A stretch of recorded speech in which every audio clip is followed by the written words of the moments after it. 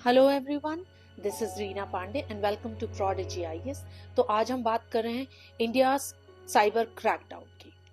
India ने block कर दिए हैं 805 mobile apps and 3266 website links. मगर ऐसा क्यों? क्या ये सवाल नेशनल सिक्योरिटी का है, साइबर थ्रेट्स का है या कुछ और?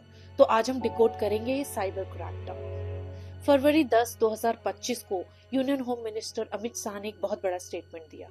805 मोबाइल ऐप्स एंड 3266 वेबसाइट्स को इंडिया ने ब्लॉक कर दिया है और ये सिर्फ शुरुआत है।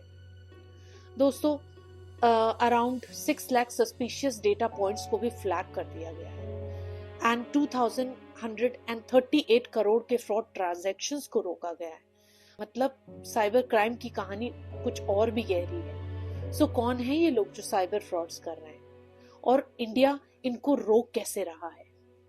वैसे तो अभी तक सही लिस्ट रिलीज नहीं हुई है, लेकिन अगर हम 5 ट्रेंड्स देखें तो काफी apps China, illegal financial services या शेडी ऑनलाइन प्लेटफॉर्म से जुड़े हो सकते हैं। जैसे अभी हाल ही में भारत सरकार ने फाइनेंस मिनिस्ट्री के ऑफिशियल्स को mobile apps like chat GPT and deep seek को अपने मोबाइल में रखने से बिल्कुल ही मना किया है। They have been prohibited to use these apps in their mobile phones, क्योंकि जब भी ये एप्स फोन में इंस्टॉल की जाती हैं तो ये हमारे डिवाइस डेटा, हमारे mobile uploads, user data, cookies, ये सारी परमिशंस ले लेती हैं and this data can be transferred anywhere across the world.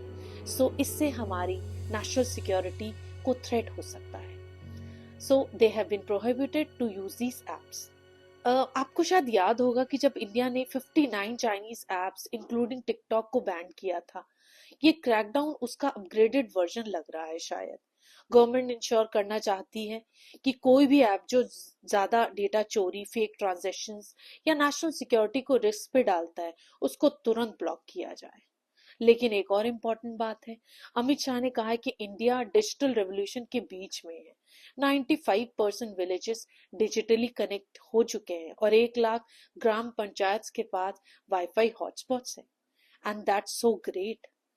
तो सोचो, 2024 में इंडिया ने 246 ट्रिलियन ट्रांजैक्शंस किए, वर्थ 17.2 लाख करोड़ सिर्फ यूपीआई से। और सबसे शौक देने वाली बात क्या है? वो ये है कि ग्लोबल डिजिटल ट्रांजैक्शंस का 48% सिर्फ और सिर्फ इंडिया में हो रहा है। हम दुनिया के सबसे बड़े कैशलेस इकोनॉमी बनने की तरफ बढ़ रहे हैं, लेकिन जितनी तेज टेक्नोलॉजी बढ़ रही है, साइबर थ्रेट्स भी तो उतनी ही स्पीड से बढ़ रहे हैं।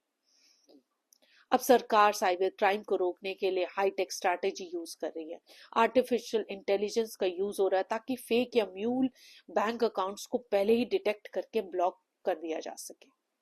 19 लाख से ज्यादा म्यूल अकाउंट्स डिटेक्ट हो चुके हैं, जिससे फेक ट्रांजैक्शंस और ब्लैक मनी का फ्लो रोक दिया गया है इंडिया से बाहर होने में। ये ह्यूज है दोस्तों।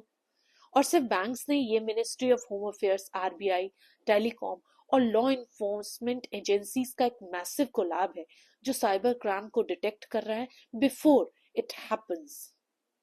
अमित शाह ने कहा है कि गोल है zero cyber crime. Sounds impossible, right? But India की AI technology, rapid data sharing and real time monitoring से ये फ्यूचर में ज्यादा दूर नहीं लग रहा।